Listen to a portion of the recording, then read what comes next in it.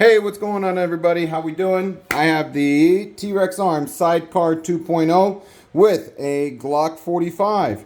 My name is Andrew. I'm the chief instructor with Shots Fired Training, located in beautiful Las Vegas, Nevada. We're going to go ahead and talk about it.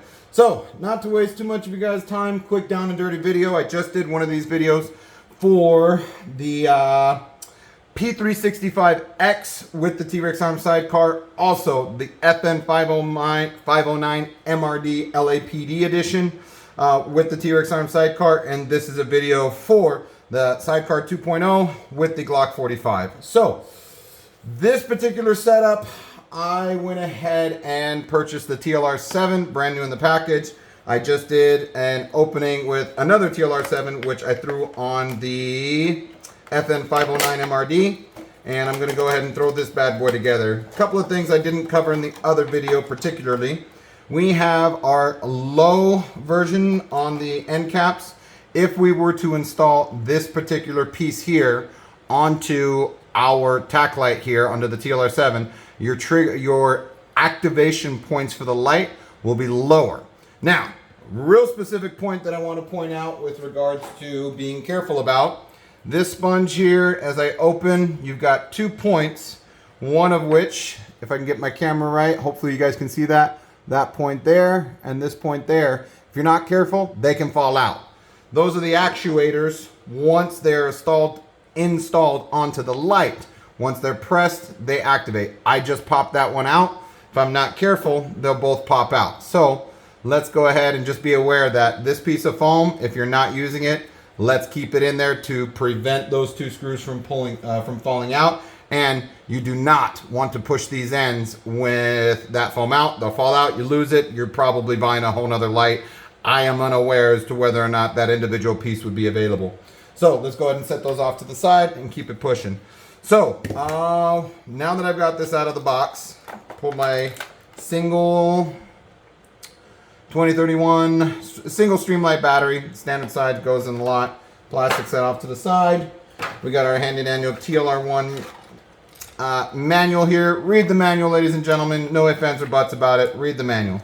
We have an Allen key, another detached device. Let's see, do we have our piece of paper? Here we go. Here's our guide. Just before I run into the guide, set that down.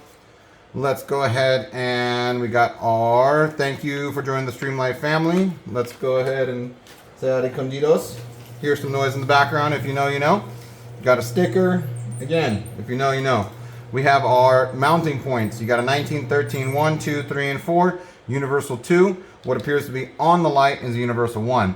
We have a sticker here that says face cap tight equals run. Unscrew to detent equals safe. On the left side here, we have a little notch that's on a filled up circle. That's an empty circle.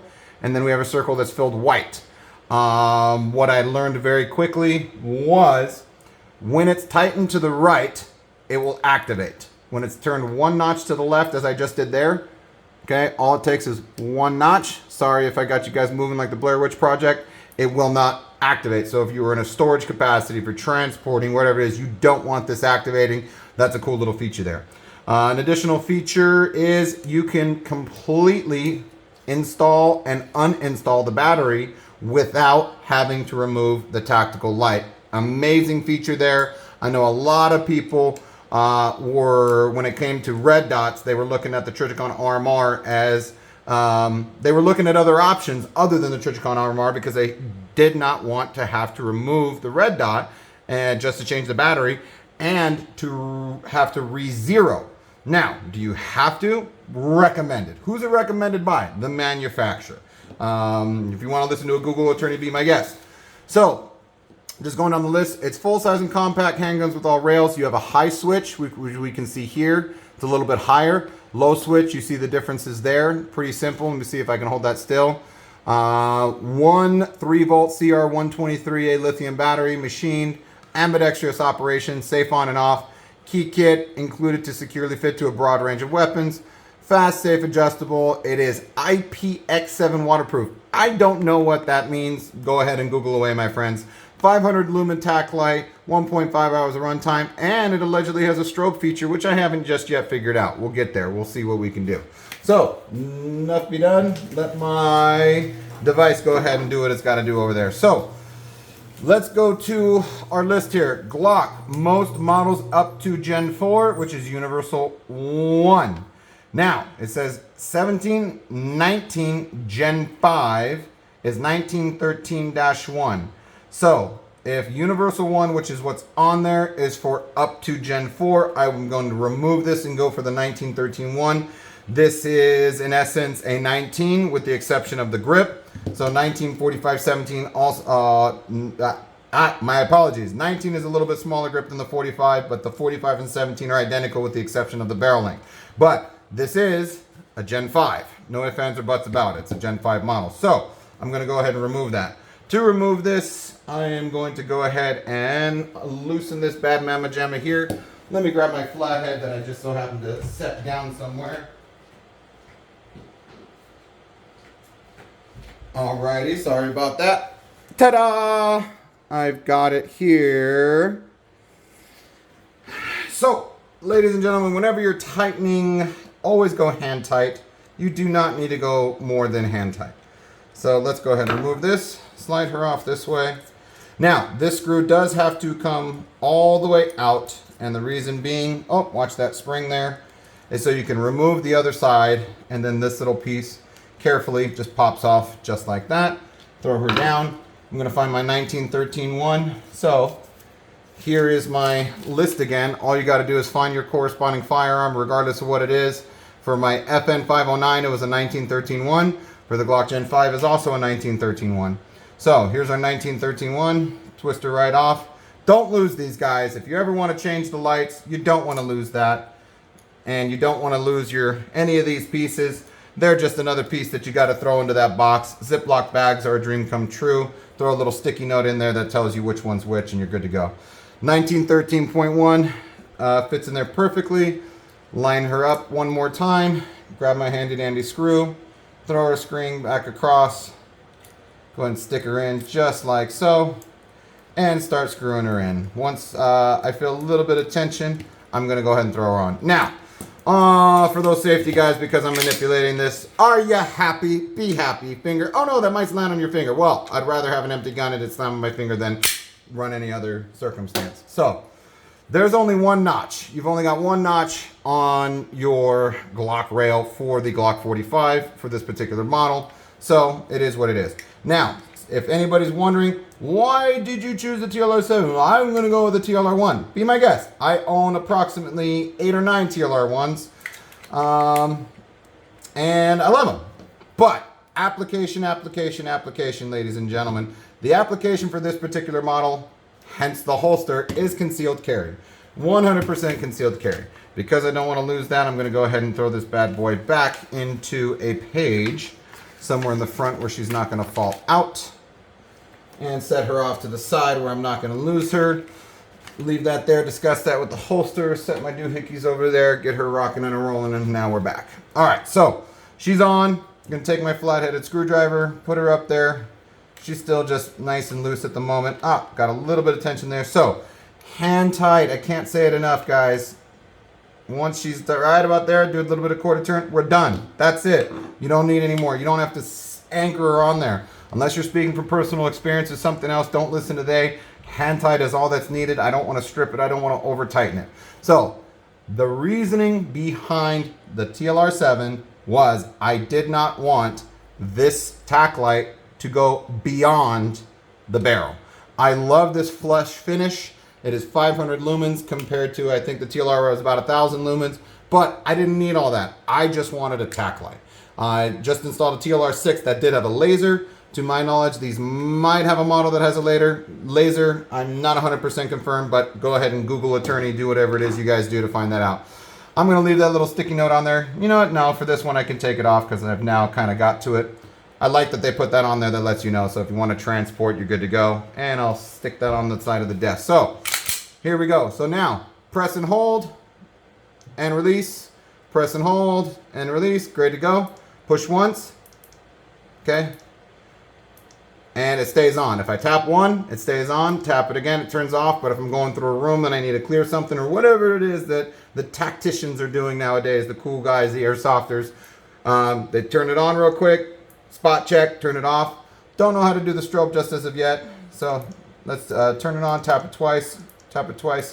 Nope, nothing that I've done so far has been able to get that going. Maybe it's an option that I need to look into the manual to find out what I need to do there.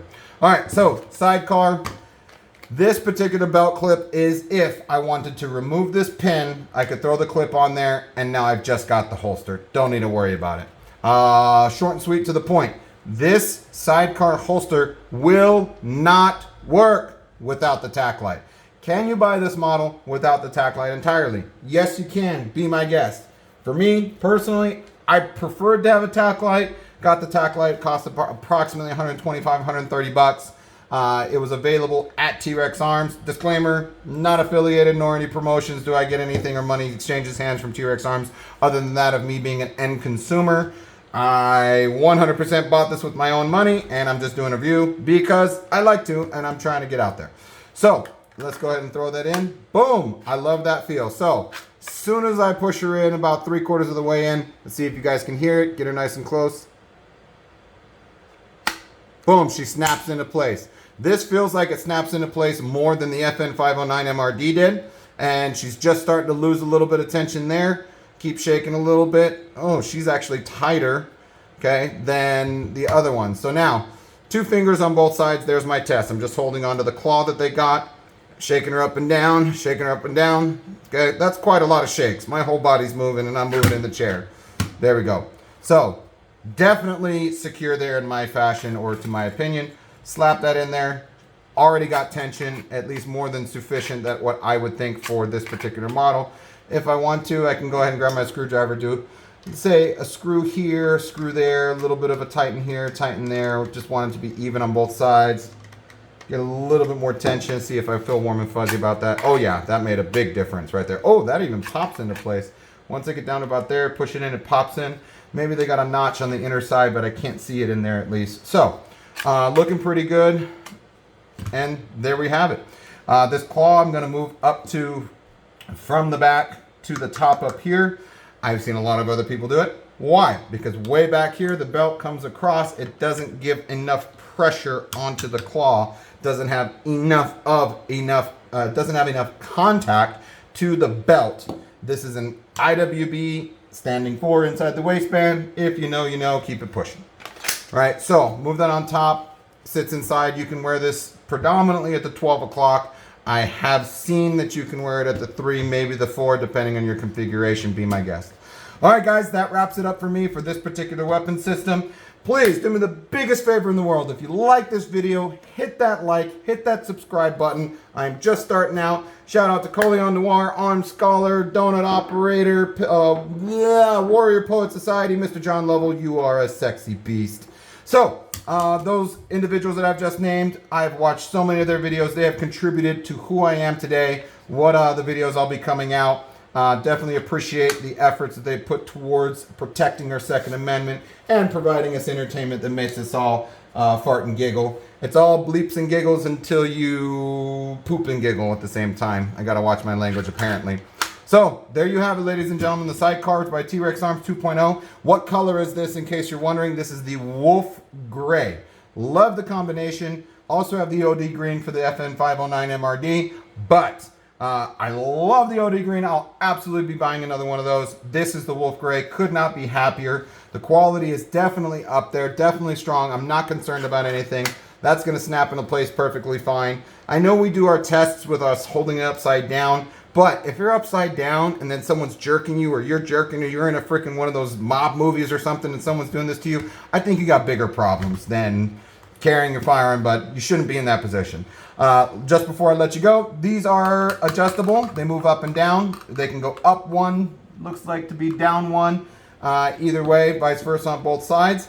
And let's see, there was one more thing that caught my eye, but I can't recall it. Oh, these clips are also capable of fitting 1.5 inch up to 1.75 inch belts. So you can go 1.5, 1.25. Either way, I love that they offered this in that configuration. So you can throw it on a 1.5. You got a suit and tie. You throw that tactical belt on with your combat pants. You want to look cool and freaking rock and roll. G.I. Joe, all that fun stuff. It'll fit either way. Happy with the holster. Haven't worn it yet. Definitely going to wear it, give you guys a review, show you guys how it feels down the line, and ultimately get to the range. So, signing off, hit that like, hit that subscribe button. Thank you so much again, guys. Appreciate you coming. Let me know in the comments what you like, what you don't like, anything you want to know, anything you want to see reviewed. Let me know. I'll do the best I can to accommodate.